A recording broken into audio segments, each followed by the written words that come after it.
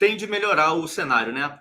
Ontem o presidente Bolsonaro, né, falou sobre isso. O Brasil pode rebaixar a pandemia de Covid-19 para endemia, e rebaixando de pandemia para endemia, todo esse cenário caótico criado pela mídia há muito tempo e todo esse poder de prefeitos e governadores se aproveitando da pandemia atrapalharam demais a economia, né? Falar rapidinho disso, Alan, isso também vai dar uma ajuda muito grande para o mundo voltar, pelo menos o nosso Brasil aqui, o nosso mundo aqui, o nosso dia a dia, voltar mais um pouquinho ao normal, né? Pois é, já acabou, né? Acho que já é consenso no mundo inteiro que a pandemia já acabou, o Covid já passou, a própria Ômicron, né, os especialistas já apontavam que era o fim da pandemia, a transmissibilidade era mais alta, mas justamente era isso que fazia o fator, estou procurando as palavras aqui para não criar problemas para o canal, mas era o fator que fazia a imunização natural, era essa palavra, ponto. Né? E com isso, nós não tivemos nenhum problema, os hospitais não estão lotados, o número de óbitos diminuiu significativamente, graças a Deus, né? Nós ficamos aqui muito solidários às famílias que perderam, nós sabemos que o vírus era grave e pegou muitas pessoas que, por diversos motivos, a gente não pode dizer, o principal motivo era esse ou aquele, né? Foi uma incógnita para todos, mas a gente sabe que a questão da imunidade, né, das pessoas foi o principal fator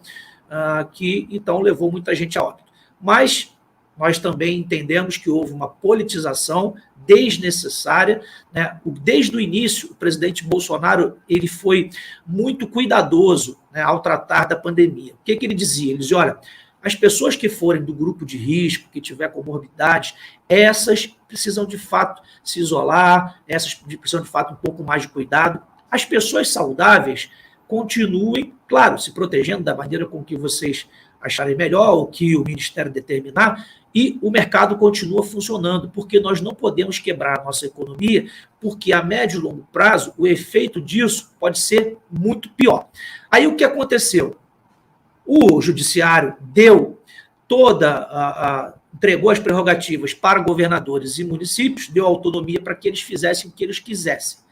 Como eles já têm no sangue a tirania, são pequenos tiranetes, o que fizeram? Politizaram, controlaram a sociedade, não tinha nada a ver com questão científica, não ouviram os cientistas, essa que é a realidade, esconderam, jogaram para debaixo do tapete o debate científico e fizeram na marra o que queriam. Prenderam pessoas, bateram em pessoas que caminhavam sozinhas na praia, né? Criaram lockdowns que quebraram centenas, milhares de empresas, deixaram outros milhares desempregados, fizeram um inferno no Brasil. Resultado disso está aí. Né? Hoje, nós estamos saindo de uma recessão com pequenos tiranetes que violaram os direitos individuais de muitas pessoas, obrigando, impondo uma porcaria de um passaporte sanitário que não serve para nada, que foi provado em dezenas de eventos que nós vimos pelo Brasil, de pessoas que mostravam o papel, mostravam que estavam vacinados, mas continuavam transmitindo. Então, qual é a razão disso? Não tem nada de científico. Aí agora, no final, a gente vê estudos vindos de instituições sérias, né, mostrando que o lockdown não serviu para nada, mostrando que a máscara só tinha 2% de efetividade, a máscara de pano, que foi majoritariamente a máscara usada durante todo esse período de pandemia, e alimentos que eram lavados antes de chegar em casa, a pessoa fazia a compra, lavava, depois se descobriu que não tinha contaminação por superfície, ou seja, fizeram tudo contra a ciência, tudo contra a ciência. Né? E hoje a gente está tendo que se deparar com tudo isso, né? E muitas pessoas, é claro, que acabaram caindo nessa, ficaram aterrorizadas, o pavor tomou conta do país, gente usando 2, 3 máscaras sozinha dentro de um carro, usando 2 máscaras. Então a gente viu que, infelizmente, o pavor acabou tirando o bom senso da sociedade. Mas, graças a Deus, a gente está chegando no fim disso, que isso sirva de lição para que a população nunca mais se curve a esses tiranos. Quando tivermos qualquer um outro, problema, é preciso ouvir os dois lados. Eles não permitiram isso, isso teve método, foi durante um ano propagado pela grande mídia esse pavor na cabeça das pessoas, depois esconderam os especialistas que eram favoráveis que as pessoas tomassem determinados medicamentos para melhorar, inclusive, sua imunidade, e isso foi rechaçado, criou-se uma parcela, né, trouxeram a mídia e a CPI, né, do circo, trouxe uma parcela de médicos que criminalizavam isso, e hoje nós estamos vendo a Pfizer, por exemplo, aplicando esses próprios remédios que antes eles condenavam. Então, tudo teve método. O objetivo, óbvio, era quebrar a economia, derrubar o presidente, desgastando a imagem dele. Agora nós estamos saindo disso. Espero, sinceramente, que seja rebaixado para a endemia, que todas as restrições caiam, principalmente passaporte sanitário, que foi a coisa mais absurda, mais abusiva, mais ditatorial que eu vi nos meus 42 anos de vida. Mauro, palavras do ministro Queiroga. Aqui no Brasil, nós já temos a população com mais de 70% com a segunda dose, mais de 30% com a terceira dose. Enfrentamos bem a Delta, estamos enfrentando bem a Ômicron. Nós já assistimos a uma queda do número de casos, uma queda do número de óbitos. Nós esperamos que essa redução de casos e óbitos seja sustentável, que a incidência da doença realmente diminua, e é nesse contexto que se considera o rebaixamento do caráter de pandemia para endemia. Como é que você vê toda essa situação e esse posicionamento do governo federal? O posicionamento é excelente, está certo, correto, mais do que acertado, mas, na verdade, o ministro ele falhou só no momento em que ele não citou a dose fatal, né? A dose fatal chamada Putin. Né? Com a vinda do Putin, ele curou o Covid, ele salvou a humanidade. A única coisa que aquele desgraçado fez de boa. Mas, diante de tanta coisa, só quero chamar atenção para ver como são as coisas. O processo de normalização de determinadas coisas é feito na América Latina, no Brasil, no mundo como um todo, de forma sutil e tão subconsciente que a gente não percebe. Você lembra quando eles utilizaram o nome despiorar? Hoje eu vejo para boa parte da direita utilizando isso a título de, inicialmente, de sarcasmo, né, desimaginar, não sei o que e tal. Só que isso começa a ficar corriqueiro, tanto quanto ninguém mais questiona o número de mortos do Covid. Já se tem por real esse número, mesmo sabendo que está inflado. E aí eu me pergunto, vai ficar com a verdade sabida, a verdade ditada, ou será que nós teremos a pós-verdade reescrita, ou teremos a verdade real buscada pela direita? Isso é um elemento muito interessante para que a gente possa realmente contar a história de forma correta, né? Eu findo por aqui. Mas o posicionamento do governo federal está excelente. O ministro está de parabéns. Juliane, sua opinião sobre isso tudo e depois eu vou soltar o videozinho.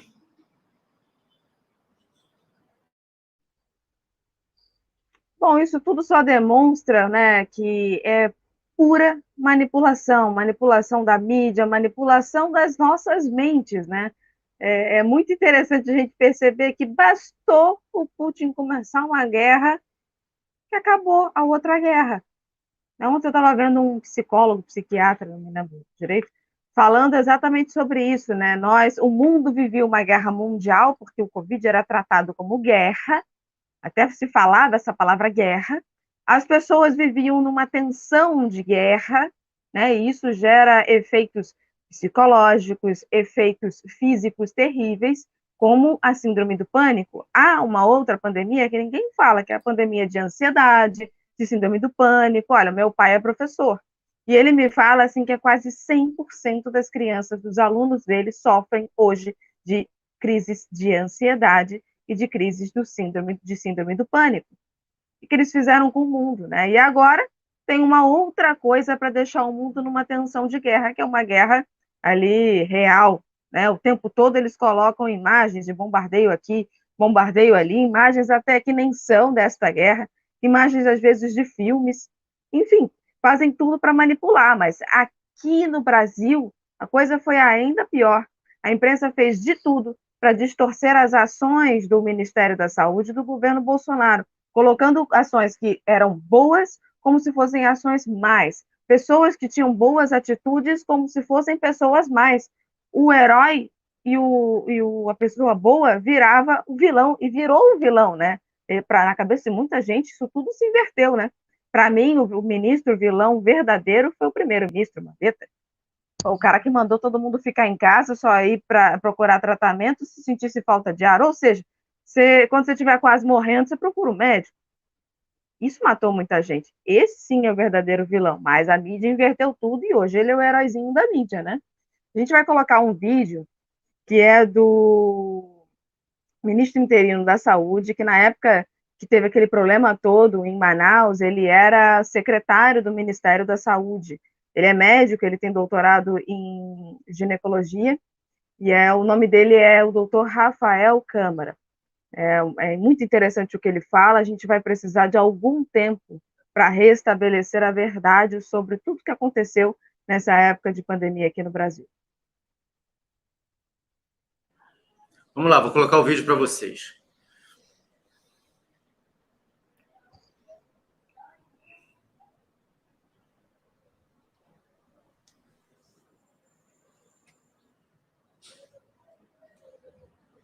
Roda. Don't worry about the thing. Então, vamos, miserável. Eu posso Não dublar quer se rodar. vocês quiserem. Não quer Posso rodar. falar Espera por aí. ele. Deixa eu minimizar. Tá Deixa eu ver se eu consigo fazer ele rodar aqui e boto ele de novo. Mas voltando a esse assunto aí, eu vou pedir para vocês comentarem mais uma coisinha que a gente deixa passar, né? Como é que fica, nesse ano de eleição, o governo Bolsonaro conseguindo tirar de pandemia para endemia esse poder dado pelo Supremo e principalmente o poder dos tiranetes, né? Dos prefeitos, dos governadores. Como é que eles ficam nesse ano de eleição sem essa ferramenta, né, para poder atacar o governo federal? Como é que você vê isso, Alan? Bom, isso foi uma tentativa que nós vimos durante a CPI, né? Foi instrumentalizado, né? Isso tudo tinha método para desgastar, obviamente, o presidente e o seu corpo de ministros, né, como um todo, porque não pensem que isso atingiu apenas ao ministro da Saúde, mas isso também veio atingir outros ministérios, como, por exemplo, a questão do Ministério da Economia, onde eles queriam forçar cada vez mais transferências bilionárias de recursos da União para estados e municípios, e deu no que deu, né?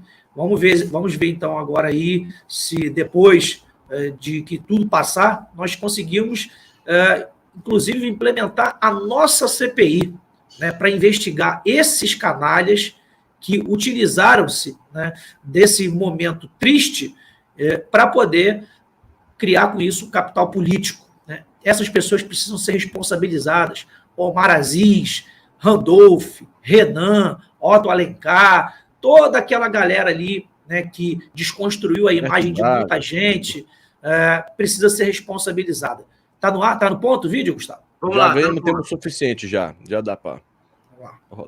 Agora, eu realmente espero que um dia.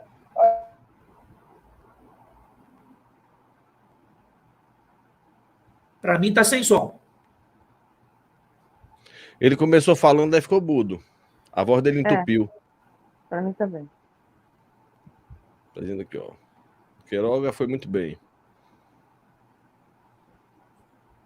Rodou sem som para vocês? Para mim vamos deixar para uma próxima oportunidade, a gente prepara depois o vídeo e coloca para vocês aí, para não ficar comprometendo o programa, mas é importantíssimo esse relato, né, desse secretário, porque ele mostra, inclusive, as acusações levianas que foram feitas em relação a Manaus, né, como se eles fossem lá os principais responsáveis por tudo que aconteceu, quando receberam, inclusive, uma premiação, como se fosse uma premiação por ter dizimado pessoas, vidas em Manaus. Então, uma covardia que foi feita pela parte política, pela imprensa, e esse secretário, ele descreve tudo muito bem nesse vídeo.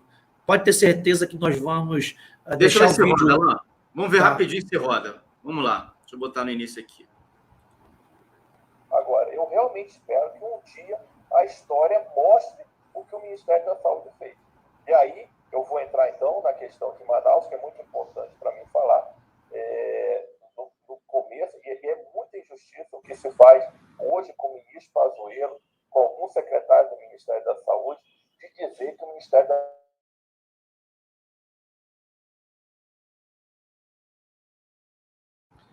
Não, é que ele precisa carregar todo, Gustavo, por isso que ele está sem som. cuidar da população de Manaus. Aliás, uma coisa importante... Para mim, ele está rodando normal, mas a gente bota ele, a gente posta ele.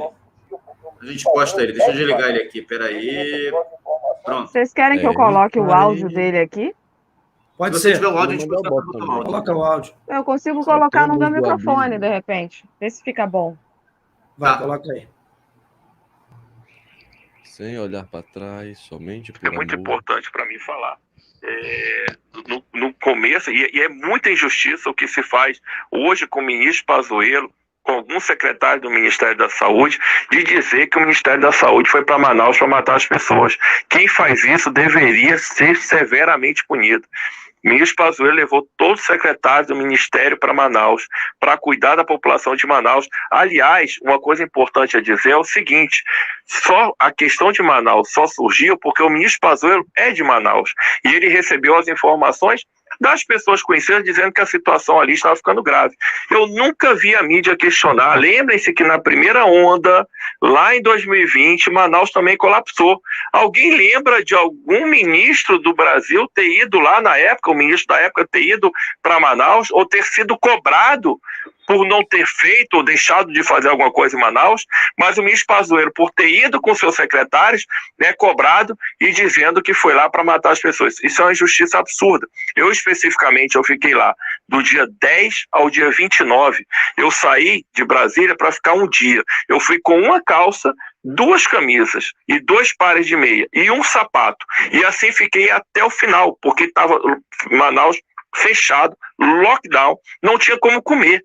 Literalmente eu passei fome em Manaus, porque não tinha onde comprar comida. Não havia onde comprar comida e não havia como comprar roupa. Essa foi a realidade, trabalhando 24 horas por dia.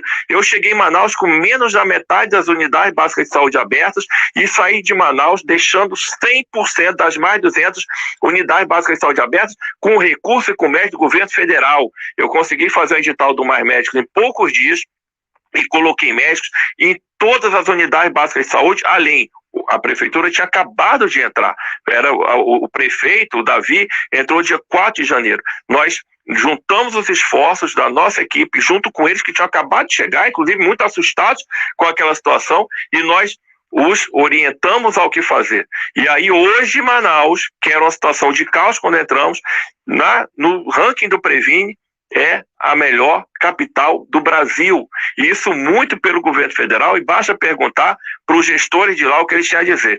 E exatamente por esse trabalho que eu fiz, que para mim não representa só a coroação do meu trabalho, representa a coroação do trabalho do governo federal, do presidente, do ministro Pazuello e também do ministro Queiroga, e de todos os secretários. Quando eu recebi o título de cidadão manauara, com toda a Câmara Municipal de Vereadores me aplaudindo, eu tive que ler no dia seguinte no Valor Econômico, que é do Grupo Globo, ironizando e dizendo que aquilo ali, a equipe que tinha matado as pessoas em Manaus, tinha recebido um prêmio, dando a entender que eu estava recebendo um prêmio por ter matado as pessoas em Manaus. Isso é uma mídia absolutamente desprezível, uma mídia que faz isso.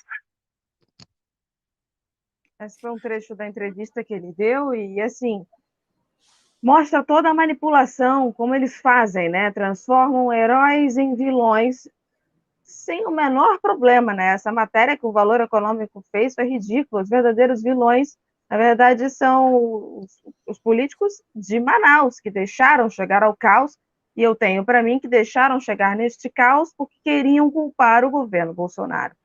É uma galera, assim, do nível psicopata, mata as pessoas para poder só perturbar um presidente da República. Impressão sua, são pessoas muito boas.